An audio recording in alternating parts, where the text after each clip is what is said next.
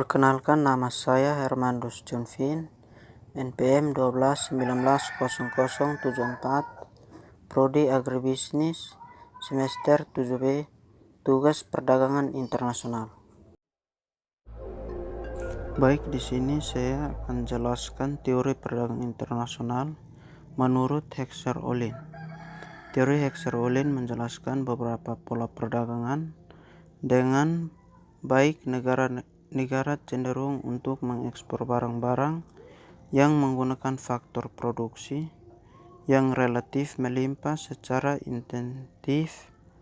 Menurut Heckscher-Ohlin, suatu negara akan melakukan perdagangan dengan negara lain disebabkan negara tersebut memiliki keunggulan komparatif, yaitu keunggulan dalam teknologi dan keunggulan faktor produksi. Teori modern Heckscher-Ohlin atau HO menggunakan dua kurva adalah sebagai berikut. Yang pertama, kurva iso-cost, yaitu kurva yang menggambarkan biaya produksi yang sama. Yang kedua, kurva iso-quant, yaitu kurva yang menggambarkan total kuantitas produk yang sama. Menurut teori ekonomi mikro, kurva iso-cost akan bersinggungan dengan kurva iso-quant pada suatu titik optimal. Jadi, dengan biaya tentu akan diperoleh produk yang maksimal, atau dengan biaya minimal akan diperoleh sejumlah produk tertentu. Analisis hipotesis HO dikatakan sebagai berikut. Yang pertama, harga atau biaya produksi suatu barang akan ditentukan oleh jumlah atau proporsi faktor produksi yang dimiliki masing-masing negara. Yang kedua, comparative advantage dari suatu jenis produk yang dimiliki masing-masing negara ditentukan oleh struktur dan proporsi faktor produksi yang dimilikinya. Yang ketiga, masing-masing negara akan cenderung melakukan spesialisasi, produksi dan mengekspor barang tertentu karena negara tersebut memiliki faktor produksi relatif yang banyak dan murah untuk memproduksinya. Yang keempat, sebaliknya masing-masing negara akan mengimpor barang-barang tertentu karena negara tersebut memiliki faktor produksi yang relatif sedikit dan mahal untuk memproduksinya.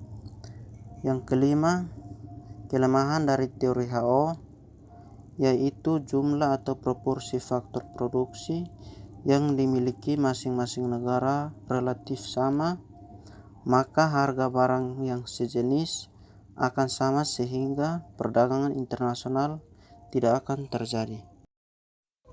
Kelemahan asumsi teori HO.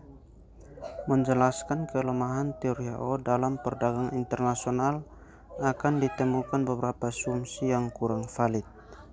Yang pertama, asumsi bahwa kedua negara menggunakan teknologi yang sama dalam memproduksi adalah tidak valid. Fakta yang ada di lapangan, negara sering menggunakan teknologi yang berbeda. Yang kedua, asumsi persaingan sempurna dalam semua pasar, produk dan faktor produksi lebih menjadi pada diferensiasi produk dan skala ekonomi yang belum dijelaskan dengan model faktor endowment HO. Yang ketiga, asumsi tidak ada mobilitas faktor internasional. Adanya mobilitas faktor secara internasional mampu mensubstitusikan perdagangan internasional yang menghasilkan kesamaan relatif harga produk dan faktor antar negara. Yang keempat, asumsi spesialisasi penuh suatu negara dalam memproduksi suatu komoditi jika perdagangan tidak sepenuhnya berlaku karena banyak negara yang masih memproduksi komoditi yang sebagian besar adalah dari impor. Teori Heckscher-Ohlin dalam batas-batas definisinya menyatakan bahwa yang pertama, Sesuatu negara akan menghasilkan barang-barang yang menggunakan faktor produksi yang relatif banyak sehingga barang-barang itu relatif murah. Yang kedua, dengan mengutamakan produksi dan ekspornya pada barang-barang menggunakan faktor produksi yang relatif banyak. Yang ketiga, perdagangan internasional terjadi masing-masing pihak yang terlibat di dalamnya merasa memperoleh manfaat dari adanya manfaat tersebut. Yang keempat, dengan demikian perdagangan tidak lain adalah kelanjutan atau bentuk lebih dari pertukaran yang didasarkan masing-masing pihak yang terlibat.